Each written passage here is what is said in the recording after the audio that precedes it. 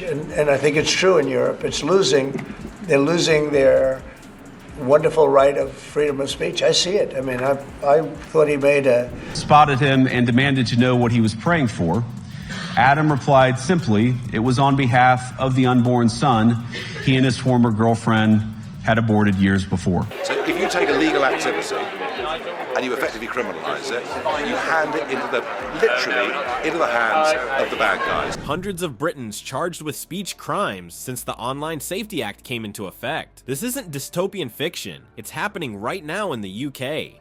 As social media becomes heavily policed, with fact-checkers and government watchdogs stifling open debate, are we sleepwalking into an authoritarian nightmare? Nigel Farage doesn't think it's hyperbole. He's sounding the alarm, and his reaction to JD Vance and Trump's recent statements on Kier Starmer might just open your eyes to a chilling reality. The question is, are we already too late to turn back the tide? A little over 2 years ago, the British government charged Adam Smith Connor, a 51-year-old physiotherapist and an Army veteran, with the heinous crime. About the Conservatives, what's for certain is we now have 3 parties polling somewhere in the 20s, and we're the ones on the up. Now look. President Vance's speech to the conference has ruffled quite a few feathers in Europe. What did he say to ruffle them? I don't know. Before we move on, I'd like to ask you a small favor. If you appreciate this content, please take a second to like this video and subscribe to the channel. Over 98% of you watch the videos without subscribing. It costs you nothing, but it makes a huge difference to us. So did you click the subscribe button?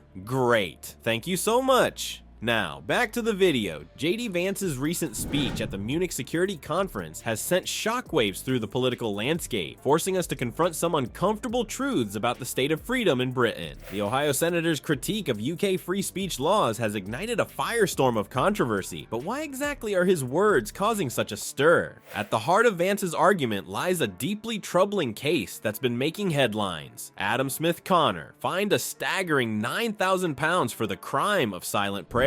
It's a scenario that sounds more like something out of a dystopian novel than modern-day Britain. But this isn't fiction. It's the harsh reality facing citizens under the country's so-called buffer zone laws. For Vance, this isn't just an isolated incident. He sees it as part of a broader pattern of government overreach that's slowly but surely eroding the basic liberties that Brits have long taken for granted. It's not just about prayer or protest. It's about the fundamental right to think and express oneself freely without fear of punishment. Critics are quick to dismiss Vance as an alarmist, an American politician meddling in British affairs. But the numbers tell a different story. Since 2023, hundreds of individuals have been charged with online speech crimes in the UK. Of standing 50 meters from an abortion clinic and silently praying for 3 minutes. That is out there shared by tens of millions of people. Let me be clear. I don't support street violence.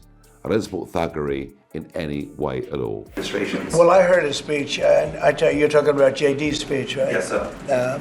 I heard his speech, and he talked about freedom of speech. It's a statistic that should give pause to anyone who values free expression. Supporters of these measures argue that they're necessary to maintain public order and protect vulnerable groups. They point to the rise of online hate speech and the need for stricter controls in the digital age. But Vance and his allies see a dangerous precedent being set. Where does protection end and oppression begin? The case of Connor isn't just about one man's right to pray. It's about the broader implications of a system that allows for such punitive measures against nonviolent expression. If silent prayer can be criminalized, what's next? It's a slippery slope that Vance warns could lead Britain down a path towards authoritarianism. But it's not just the buffer zone laws that have Vance concerned. He points to a wider trend of speech restrictions, from hate speech laws to online content moderation, that he believes are stifling open debate and free thought. In Vance's view, these measures aren't just misguided, they're actively harmful to the fabric of a free society. The Ohio Senator's warnings force us to grapple with some difficult questions. How do we balance the need for public safety with the preservation of individual liberties? Is Britain truly sleepwalking into authoritarianism, or are these fears overblown? As the dust settles on Vance's explosive speech, attention turns to a figure who's been sounding similar alarms for years. Nigel Farage isn't just echoing echoing these concerns. He's living them. The former UKIP leader claims he's under serious assault for his views on immigration. But what exactly does he mean, and why does he think he's being targeted? And I think it's true in Europe. They're losing their wonderful right of freedom of speech. I see it. I mean, I thought he made a... Spotted him and demanded to know what he was praying for.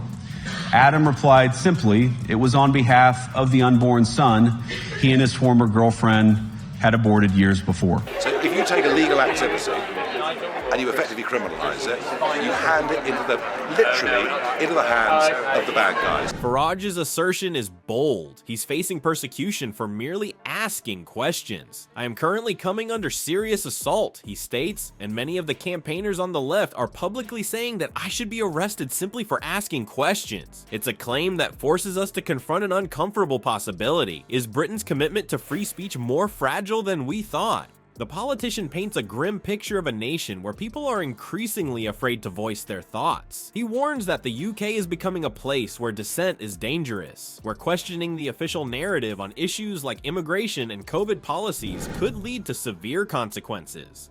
If silent prayer can be punished, where does it stop? Farage asks, hinting at a slippery slope that could erode the very foundations of British democracy. But is Farage's perspective grounded in reality, or is it political theatrics designed to stir up controversy? His critics might argue that he's exaggerating the threat, playing to his base with inflammatory rhetoric. Yet Farage points to concrete examples that seem to support his claims. He argues that social media, once a bastion of open debate, is now policed by fact-checkers and government watchdogs. This increasing regulation, he suggests, is evidence of a broader crackdown on free speech. Farage's defense of Donald Trump's controversial statements about immigrants adds another layer to this complex issue, while Trump's characterization of immigrants as poisoning our blood sparked outrage.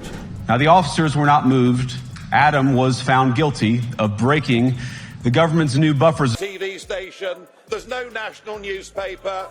Belgium is not a nation, and maybe that's why you're happy to sign up to a higher European level. Farage contends that such comments are often taken out of context and misunderstood. He argues that Trump's stance is not against immigration itself, but rather focused on ensuring it's legal and beneficial to the country. This nuanced interpretation raises questions about the line between legitimate policy concerns and inflammatory rhetoric. The former UKIP leader sees a pattern emerging, one that he believes threatens not just free speech, but the very fabric of British society. It's not just about numbers, it's about identity. Farage emphasizes, suggesting that the government's failure to manage immigration effectively is leading to a loss of national identity. He goes further, claiming that this is a deliberate strategy by political elites, stating the UK's open door policies have led to chaos, not cohesion.